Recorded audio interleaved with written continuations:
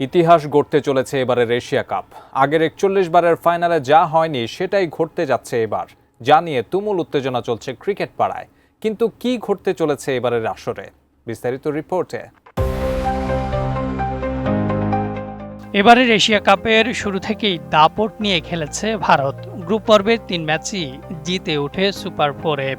এরপর super 4-এও ২ match জিতে সবার আগে ফাইনালে উঠেছে।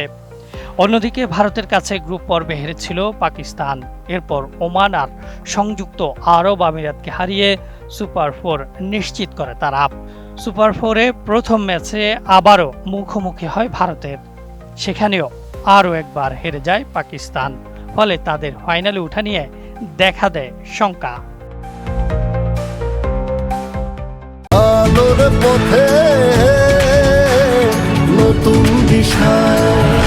নিজেদের দ্বিতীয় ম্যাচে শ্রীলঙ্কাকে হারিয়ে ফাইনালের আশা জাগিয়ে রাখে পাকিস্তান। এরপর ২৫ সেপ্টেম্বর অলিখিত সেমিফাইনালে বাংলাদেশকে হারিয়ে উঠে যায় ফাইনালে। আর এতেই এশিয়া কাপের ৪১ বছরের ইতিহাসে প্রথমবারের মতো ফাইনালে মুখোমুখি হবে চির প্রতিদ্বন্দ্বী দুই দেশ। ভারত এশিয়া কাপের সফল দল। ভারত এর আগে এশিয়া কাপে ১০ বার ফাইনাল খেলে, যার ৮ বারই তারা মুখোমুখি হয় শ্রীলঙ্কার। বাকি দুবার বাংলাদেশের বিপক্ষে খেলেছে। অন্যদিকে পাকিস্তান ৫ বার ফাইনাল খেলেছে, এর মধ্যে ৪ বার শ্রীলঙ্কা ও ১ বার বাংলাদেশের বিপক্ষে। ৫ বারের ফাইনালে পাকিস্তান শিরোপা জিতেছে ২ বার। তবে ফাইনালে দুই দল কখনো একে অন্যের মুখোমুখি হয়নি। অবশেষে সেটাও হতে যাচ্ছে এবার। আগামী রোববার ২৮ সেপ্টেম্বর এশিয়ার সেরা হওয়ার লড়াইয়ে ভারতের বিপক্ষে খেলতে নামবে পাকিস্তান।